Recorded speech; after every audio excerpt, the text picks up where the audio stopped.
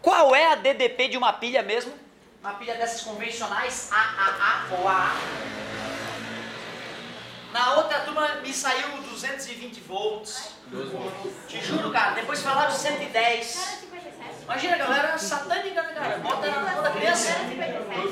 1.5. 1.5. A das pilhas clássicas, tá, gente? Não tô falando do teu celular, nem uma bateria do teu walkie-talkie ou do telefone sem fio da tua casa. Tô falando daquela clássica, aquele radinho amador que o inspetor usa. Isso. Ô pessoal, olha só. Se tu for pegar um multímetro desse, um voltímetro e medir a DDP da pilha, comprar Cielo, Duracell, aquela. Aí tu abriu ela, pega um multímetrozinho, liga. Vai dar lá 1.5 volts. Bom, o problema é que quando tu vai usar ela no brinquedinho, no controle remoto, seja onde for, quando tu apertar o botão e tu exigir energia da pilha, se nessa hora tu tivesse medido a DDP dela, ia cair lá para 0,9 volts, 0,7 volts. O que é estranho, então, é que a gente compra uma pilha de 1.5 volts, está lá na embalagem, mas a gente nunca usa 1.5 volts. Não é ninguém querendo roubar a gente, tá? Pelo contrário, é o engenheiro querendo facilitar a nossa vida. Da mesma forma, alguém lembra a DDP do bateria de um carro? 12. Eu falo isso, tá, galera, porque às vezes a questão de vestibular, nem sempre ela entrega tudo, às vezes ela exige um tipo de conhecimento do dia a dia básico, né? Então a bateria de um carro é 12 volts. Isso quando eu compro. Comprei a bateria, está desligada do carro. Eu conecto... Saúde! Desculpa. Não tem problema, não. Eu conecto... Voltímetro. Tu fica até feliz, 12.7 vai dar mais ou menos. Porra, essa minha bateria é mais forte que as outras. 12.7. Mas isso porque ela está desligada. Liga a lâmpada do carro e mede 11 ponto alguma coisa. Liga mais uma luzinha. 10 e alguma coisa. Aperta no freio. 9 alguma coisa. Quanto mais tu exige da bateria, menos energia ela te disponibiliza. Que merda! Vamos entender por quê. Quando tu aprende em química o que é uma bateria, uma pilha na verdade, a gente começa lá com o Alexandre Volta, que ele inventou a pilha, ele percebeu que dois metais, quando em contato, um passava corrente elétrica por outro, porque um metal se oxidava enquanto o outro se reduzia. Não é isso? Aí tem a pilha de Daniel, etc e tal. Tu aprende que para existir uma pilha tem que ter dois metais ligados pela ponte salina. Não é isso? Um oxida, outro reduz. Só que metal é condutor, não é? Mas todo condutor tem uma certa resistência. Putz, quer dizer que dentro da pilha tem alguma coisa gerando energia, mas quando essa energia for fluir, vai ter resistência elétrica, então vai ter perda. Vai ter perda. Esse é o problema. Então olha só, galerinha, a tua pilha, que tem essa carinha aqui por fora, que é isso? Que tem essa carinha aqui por fora, ó. Dentro dela, ela tem várias camadas de diferentes metais, certo? Embebido em ácido, que é a ponte salina. Aqui na física, a gente vai separar a parte que gera a DDP da parte que possui resistência. Na prática, essas partes estão juntas. Se tivesse duas partes separadas, eu ia cortar a parte da resistência, ia jogar fora e ia deixar só fonte de energia, né? Então na física, a gente ignora o fato químico de a DDP e a resistência estarem empilhadas, né, em blocos de diferentes materiais, diferentes metais, e analisa dessa maneira.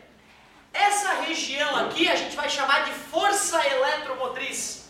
Na verdade, pessoal, é uma DDP, é uma tensão, mais popularmente é uma voltagem. Porém, agora tem nome chique, força eletromotriz. Nome justo, hein? É a força que movimenta o elétron. Não é isso? Força eletromotriz. Tranquilo? Não é um nome do mal. Só que essa resistência eu vou chamar de Rzinho por se tratar de uma resistência interna. Então a gente cacuete de chamar de Rzinho. Resistência o quê? Obrigado. A pilha está desligada, está desconectada do mundo. Se eu boto aqui um voltímetro, eu vou medir só a força eletromotriz. Porém, quando eu conecto uma lâmpada na pilha, vai começar a passar por dentro dela uma certa corrente. E quando uma corrente elétrica passa em um resistor há uma queda de tensão, de energia. Tensão para ficar só chique. Quer dizer que a minha preocupação é quanto que o usuário dessa pilha vai usar de DDP. Qual é a DDP nos polos da pilha? Esse é o objetivo da aula de hoje. A DDP nos polos da pilha é aquilo que ela gera na força eletromotriz, muito obrigado pela participação, menos o que ela perde. Como é que eu calculo uma queda de tensão em um resistor? R vezes I. Se eu quiser calcular qual é a DDP que eu perco em cima desse cara, eu faço R vezes I é o que eu vou perder de DDP. Logo, quanto é que vai sobrar? É aquilo que eu gerei menos aquilo que eu perdi. Essa equaçãozinha bem tranquilinha aqui, ela é chamada de equação do gerador. Deixa eu ver se tu está ligado pelo menos no nome das letrinhas. O que quer ver? Tensão aonde? Nos polos. Pô, o cara foi preciso. Nos polos do gerador. Aqui no caso a pilha. O que é o E?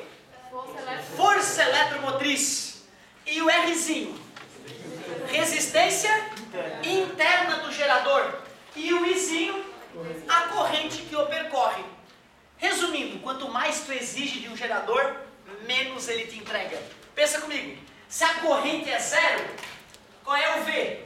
É a própria força eletromotriz. Não está usando, eu fico contente. Quando maior for o I, maior vai dar esse resultado aqui, né? E aí eu vou subtrair do que eu gerei e vou perder. Quanto maior o I, mais eu perco. Para analisar a tristeza que é um funcionamento do gerador, olha só o gráfico do V pelo I. O que acontece mesmo quando o I é zero? Quanto é que dá o V? Dá o próprio E, da própria força eletromotriz. Isso aqui é uma equação de que grau? Primeiro grau, já que o X aqui é o I, crescente ou decrescente? Decrescente, ó, quanto maior for o I, menor a DDP. Chega uma hora que a DDP cai a zero. Nunca usem uma bateria desse jeito, né? Porque tu não vai estar aproveitando nada dela. É quando a gente faz um curto-circuito numa bateria ou numa pilha. Não, na verdade é o seguinte, boa tua pergunta, tá? Quando a gente está usando uma pilha, ela vai aquecendo, já que tem resistência interna, existe efeito Joule, e a pilha aquece. Já deve ter percebido, qualquer aparelho, a pilha, depois que está usando ele um tempinho, ele está quente. A mesma coisa acontece na hora de recarregar, porque a corrente vai passar no sentido oposto da pilha, certo? E vai dar efeito Joule e vai esquentar igual. Se tu está usando uma pilha, aliás, mesmo não usando uma pilha, ela está descarregando. Mesmo não usando uma pilha, ela está descarregando. Exatamente, ela descarrega um pouco. Então, se ela ficar nela, tem prazo de validade ali. Não pode fabricar uma pilha e 10 anos depois querer usar, querendo que ela esteja boa. Pode até acontecer dela ter um pouco de carga, mas ela vai perdendo um pouquinho de carga.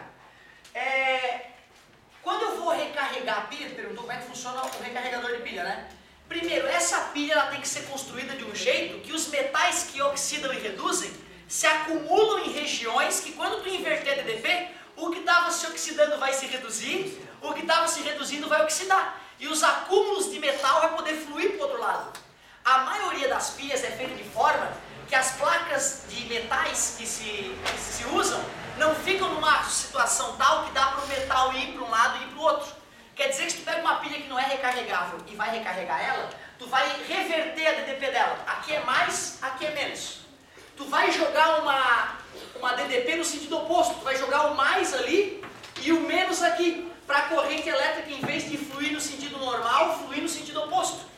Só que se aquele metal que vai promover a energia da bateria não puder fluir lá por dentro, vai começar a esquentar, esquentar, esquentar, sem recarregar. E bum!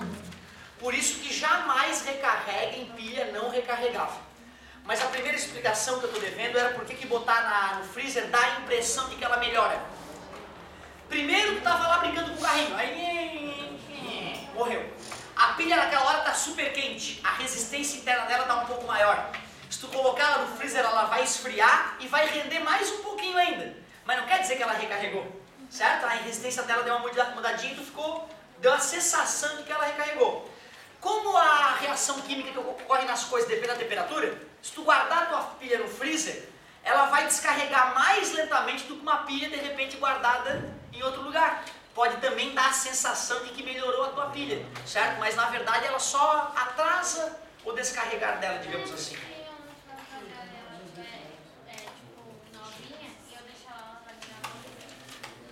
Olha, não vai valer a pena tu ocupar e tu vai ter que isolar ela da umidade do freezer, porque a umidade pode ajudar a descarregar ela. Se ela estivesse bem isoladinha, sim, mas não valeria a pena. Não valeria a pena, sem dúvida nenhuma. Professor, eu não entendi porque antes tu falou assim, a bateria do carro tem 12 volts.